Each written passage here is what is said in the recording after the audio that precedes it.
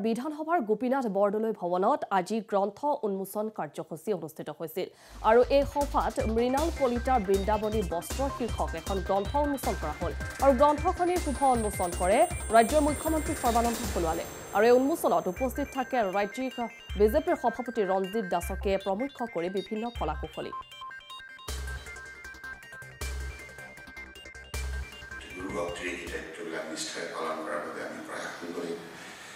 কলিতা ডাঙৰীয়াক মই বিশেষভাৱে ধন্যবাদ জনাইছোঁ এটা ভাল কাম কৰিছে আৰু আমাৰ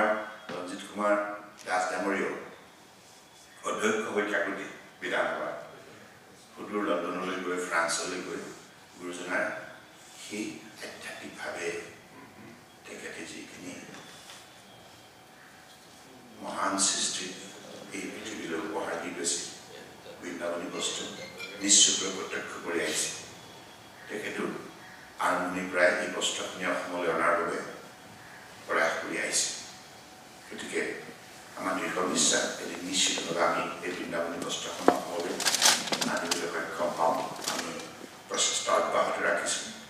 কাৰণ কিছুমান তাতে এনভাইৰনমেণ্টৰ কথা আছে গতিকে এই গোটেই কথাবিলাক পৰ্যালোচনা কৰি পেলাই এটি মীমাংসাত উপনীত হৈ আগন্তুক দিনত এই ক্ষেত্ৰত ৰাজ্য চৰকাৰৰ তৰফৰ পৰা ল'বলগীয়া পদক্ষেপ আমি নিশ্চিতভাৱে নিষ্ঠাৰে লওঁ এইখিনি কথাকে কৈ মই পুনৰবাৰ মৃণাল চন্দ্ৰ কলিতা ডাঙৰীয়া আপুনি যিটো কাম হাতত লৈছে এই কামটো আপুনি সাধনা হিচাপে আগন্তুক দিনত একবাৰ ৰাখক গুৰুৱে আপোনাক শক্তি দি যাব এই কথা নিশ্চয় সকলোকে মই শ্ৰদ্ধা জনাইছোঁ বিজু চাৰিকা অলপ আগতে আহিছে না আমাৰ ৰাজ্যিক আমাৰ বিজু হাজৰিকা ৰাজ্যিক স্বাস্থ্যমন্ত্ৰীৰ লগতে নগৰ উন্নয়ন বিভাগৰ স্বতন্ত্ৰ মন্ত্ৰী আমাৰ প্ৰকাশক দেৱেন কলিতাৰে আছে নেকি অভিনন্দন জনাইছোঁ আৰু লগতে আৰু কোন আছে গোটেই আপোনালোক যিমান ব্যক্তি এই প্ৰকাশ কাৰ্যৰ লগত জড়িত আছে সকলোকে মই ধন্যবাদ জনাইছোঁ আৰু ইয়াত